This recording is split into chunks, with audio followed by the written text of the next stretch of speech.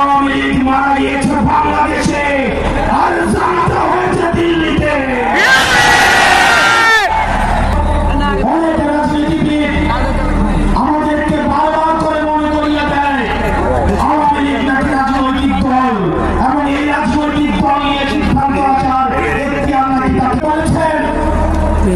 আগামী নির্বাচনে আওয়ামী লীগ অংশগ্রহণ করবে কি করবে না সেটি সিদ্ধান্ত নাকি আওয়ামী লীগের। আমরা আপনাকে ক্ষমতায় বসিয়েছি,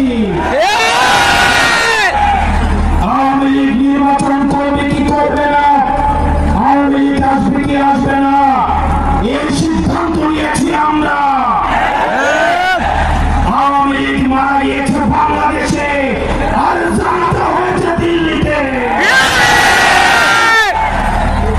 আমার ভাই আপনার এবং শহীদ আফরাইফের রাস্তার উপর তালা দিয়ে এই আওয়ামী লীগ বাংলাদেশে আসবে।